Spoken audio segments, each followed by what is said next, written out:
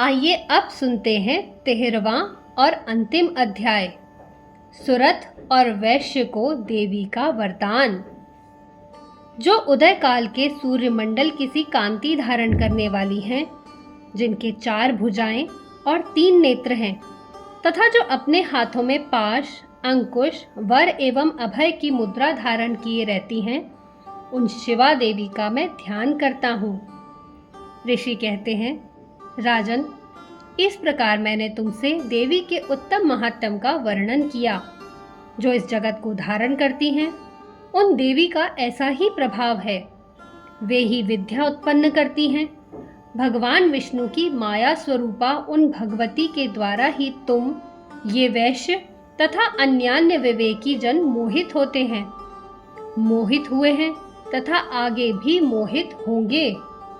महाराज, तुम उन्हीं परमेश्वरी की शरण में जाओ। आराधना करने पर वे ही मनुष्यों को भोग, स्वर्ग तथा मोक्ष प्रदान करती हैं। मार्कंडेय जी कहते हैं, क्रौष्टुकी जी, मेधा मुनि के वचन सुनकर राजा सुरथ ने उत्तम व्रत का पालन करने वाले उन महाभाग महर्षि को प्रणाम किया। वे अत्यंत ममता और राज्यापहरण से बहुत खिन्न हो चुके थे। महामुने, इसीलिए विरक्त होकर वे राजा तथा वैश्य तत्काल तपस्या को चले गए और वे जगदम्बा के दर्शन के लिए नदी के तट पर रहकर तपस्या करने लगे।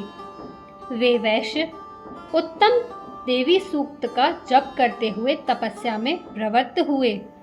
वे दोनों नदी के तट पर देवी की मिट्टी की मूर्ति बनाकर पुष्प, धूप और हवन आदि के द्वारा उनकी आराधना करने लगे। उन्होंने पहले तो आहार को धीरे धीरे कम किया, फिर बिल्कुल निराहार रहकर देवी में ही मन लगाए एकाग्रता पूर्वक उनका चिंतन आरंभ किया। वे दोनों अपने शरीर के रक्त से प्रोक्षित बलि देते हुए लगातार 3 वर्ष तक संयम पूर्वक आराधना करते रहे। इस पर प्रसन्न होकर जगत को धारण करने वाली चंडिका देवी ने प्रत्यक्ष दर्शन देकर कहा। देवी बोली, राजन तथा अपने कुल को आनंदित करने वाले वैश्य, तुम लोग जिस वस्तु की अभिलाषा रखते हो वह मुझसे मांगो, मैं संतुष्ट हूँ, अतः तुम्हें वह सब कुछ दूंगी। मार्कंडेय जी कहते हैं, तब राजा ने दूसरे जन्म में नष्ट न होने वाला राज्य मांगा तथा इस जन्म में भी शत्रुओं की सेना को बलपूर्वक नष्ट करके पुनः अपना राज्य प्राप्त कर लेने का वरदान मांगा। वैश्य का चित्त संसार की ओर से खिन्न एवं विरक्त हो चुका था और वे बड़े बुद्धिमान थे, अतः उस समय उन्होंने तो ममता और अहंता रूप आसक्ति का नाश करने वाला ज्ञान मांगा।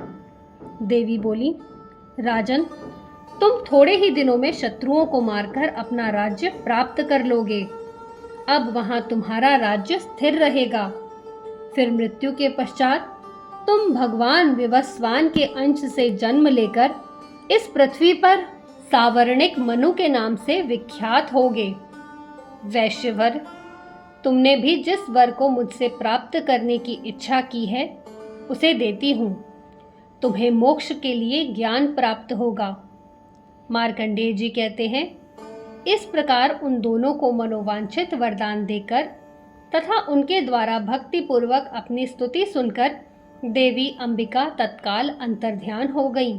इस तरह देवी से वरदान पाकर क्षत्रियों में श्रेष्ठ सुरथ सूर्य से जन्म ले सावर्णी नामक मनु होंगे।